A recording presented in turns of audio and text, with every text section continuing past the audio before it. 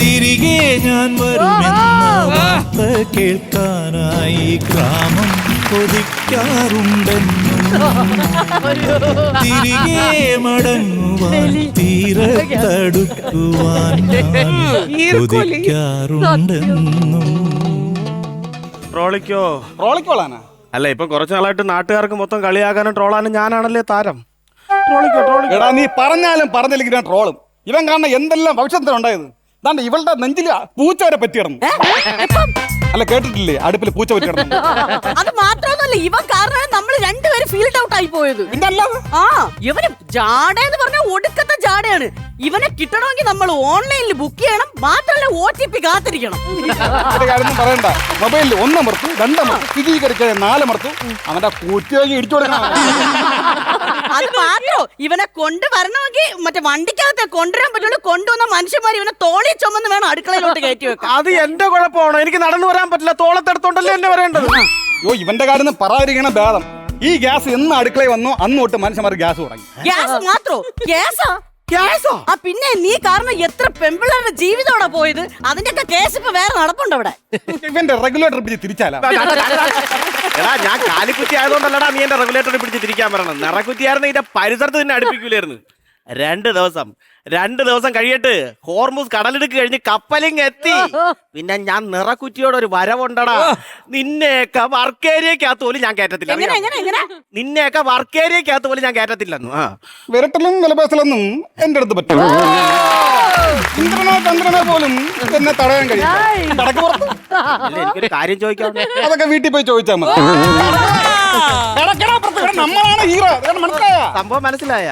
കുറച്ച് ദിവസം കൊണ്ട് ഇവനല്ലേ അടുക്കളയിലെ മുഖ്യൻ. ആ അതെ, അടുക്കളയിലെ മുഖ്യനും അങ്ങേര് തന്നെ. ചിലപ്പോ അടുക്കള ഭരിച്ചെന്നും ഇരിക്കും. അത് തന്നെ. ആര് ഭരിക്കുന്നെന്ന്? അങ്ങേര് ഭരിക്കുമെന്ന്. ഒരാഴ്ച മുമ്പ് നോണ്ട ആ പറമ്പ് കണ്ട. ആ പറമ്പിന്റെ മൂലയിൽ ഇങ്ങനെ അടുക്കി വെച്ചേക്കുമായിരുന്നു. ചേരയ്ക്കും പാമ്പിനും മുട്ടയിടാൻ വേണ്ടിയില്ലടാ നിന്നെ ഇങ്ങനെ അടുക്കി വെച്ചേക്കണം. ആണലിക്ക് കൂടെ ഉണ്ടാക്കണം. പോടാ അവിടെ. 2 പേരും കൂടെ നിങ്ങൾ കേൾക്കണം. ഈ 2 പേരും കൂടെ നല്ലൊരു മൺചട്ടി എന്ന് പറയുന്ന ഒരു സാധനത്തിന് കരച്ചട്ടി എന്ന് പേരുണ്ടാക്കിയവരാണ്.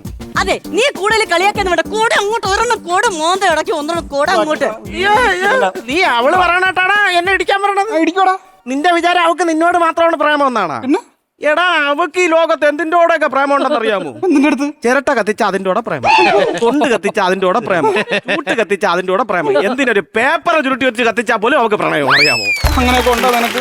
അതെ, പണ്ട് അവരോടൊക്കെ ഡേറ്റ് ചെയ്തിട്ടുണ്ട് ഞാൻ. സിൻസിയർ ലവ് നിങ്ങളോടെയാണ്. കാരണം അവരൊക്കെ പെട്ടെന്ന് ചാരമായി പോവും. നിങ്ങളാകുമ്പോ ലോങ് ലാസ്റ്റിംഗ് അല്ലേ?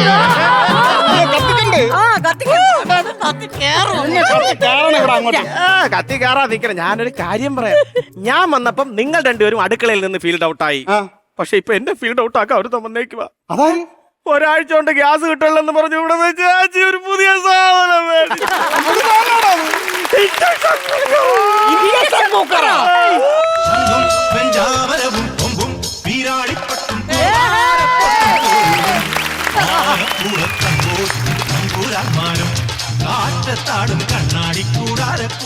എനിക്ക് നിങ്ങളോടൊന്നും പറയാനില്ല, അടുക്കളയിൽ സ്ഥാനമില്ലാത്ത നിങ്ങൾക്ക് ഇവിടെ നിന്ന് പുറത്തു പോകാം.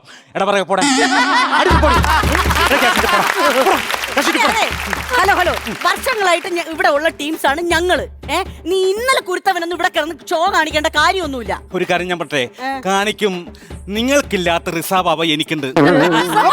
അല്ല, നിങ്ങൾക്കില്ലാത്ത ദുസ്വഭാവം എനിക്കുണ്ട്. No smoke, പുകയില്ല. പുകയില്ല, അത് ശരിയാണ്. ഇപ്പൊ പുകയൊന്നുമില്ല. പക്ഷെ വേറെ കാര്യം, ഇവന് ഉപയോഗിച്ച് കഴിയുമ്പോഴേ ഇതിന്റെ വീട്ടുകാരുണ്ടല്ലോ കറണ്ട് ബില്ല് കാണും. അപ്പൊ അവരെ കണ്ണീന്ന് മൂക്കിന്ന് വായിന്ന് എല്ലാം പുക വരും. അത് കിടക്കാണ് കേട്ടാ. ഇവന് എലി ഒരുപോലെയാണ്. തക്കം കിട്ടിയ കറണ്ട് ഇല്ലും. അങ്ങനെ പറയില്ലടാ. നിനക്ക് അവകാശം. നിങ്ങൾ 2 പേരും എന്താ ചെയ്യണേ? നല്ല പാത്രം കിട്ടിക്കഴിഞ്ഞാൽ അത് കരിച്ചിലയുടെ ഭക്ഷണം കൊടുക്കുന്നത്. ഞാനങ്ങനെയല്ല. ഞാനെന്ന് പറഞ്ഞാൽ സോഫ്റ്റ് ആയിട്ടാണ്.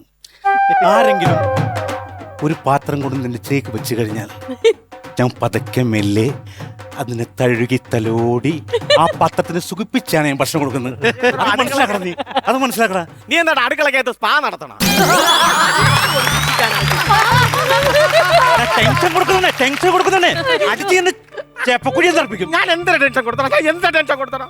എന്താ ടെൻഷൻ കൊടുക്കുന്നത്? ഞാൻ പറഞ്ഞ നിങ്ങളൊരു കാര്യം മനസ്സിലാക്കണം. നമ്മൾ സന്തോഷിക്കാൻ വേണ്ടി ഒരു ടൂർ പോയി അല്ലെങ്കിൽ സിനിമക്ക് പോയി, അപ്പൊ തന്നെ ടെൻഷനാണ്. അയ്യോ ഗ്യാസ് ഓഫ് ചെയ്തില്ലോ, അങ്ങനെ ടെൻഷൻ കൊടുക്കുന്ന നീ. അത് എന്റെ കുഴപ്പമല്ല, നിന്റെ കുഴപ്പമാണ്. അത് ആൾക്കാരുടെ മറവിയല്ലേ. മറവി. അതെ, ഞാന് 2 ദിവസം ടൂർ പോവാണ്. മൂന്നാറ്, അടിമാലി. ടൂറാ? ആ പിന്നെ വീട്ടുകാരല്ലേ പോണം, നീ ഇവിടെ പോണേ? എന്റെ ഗ്യാസ് കിട്ടുന്നില്ലല്ലോ, അപ്പൊ എന്നെ കൊണ്ടുപോയാലും അവർ ഭക്ഷണം കഴിക്കാൻ പറ്റുള്ളൂ.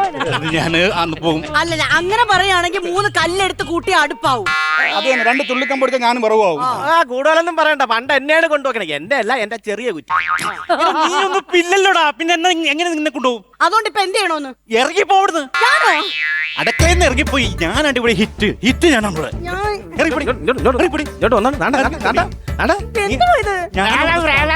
പറഞ്ഞോണ്ടിരുന്നിട്ട് കാര്യമില്ല. അവൾ അടിച്ചിറങ്ങിയിട്ട് നീ നോക്കിക്കൊണ്ടെങ്കിൽ ഞാനൊരു കാര്യം പറയാം. നമ്മൾ ഒരുമിച്ച് നിന്നാലേ ഇവനെ ഒതുക്കാൻ പറ്റുള്ളൂ. അതുകൊണ്ട് നമ്മൾ ഒരുമിച്ച് നിന്ന് ഇവനെ ഒതുക്കണം. അറ്റാക്ക്. ഇവനെ നെഞ്ചി നോക്കി ഇടിച്ചു കൊടുത്താലോ? അടിച്ചാലൊന്നും പോകത്തില്ല. ഇല്ലെങ്കിൽ ഇവന്റെ ഇൻഡക്ഷൻ നിക്കർ ഒരു നാണം കെടുത്ത് വിട്ടാലോ? Induction നിക്കറല്ല, induction കുക്കറാണ്. വയറി പിടിച്ച് വലിച്ച് വെളിയിട്ടാൽ അത് കേബിളാണ്. നീ ഒരു കാര്യം ചെയ്യാം, അവന്റെ ഡിസ്പ്ലേ നോക്കി ഒരൊറ്റ ഇടി അവന്റെ ഓയിൽ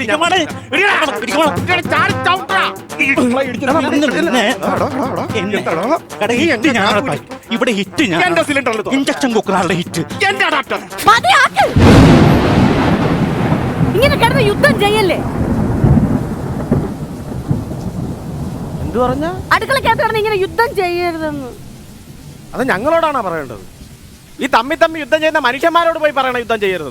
ഒരു യുദ്ധം ഉണ്ടായപ്പോഴേ ഈ അടുക്കളയിൽ ഇത്രയും പ്രശ്നം ഉണ്ടായെങ്കിൽ ലോകത്ത് എന്തെല്ലാം പ്രശ്നങ്ങൾ ഉണ്ടാകുമെന്നൊന്ന് ആലോചിച്ച് നോക്കിയാണ്. എത്ര കുട്ടികൾ അനാഥരായെന്നറിയാമോ? എത്ര ആശുപത്രികൾ തകർന്നെന്നറിയാമോ?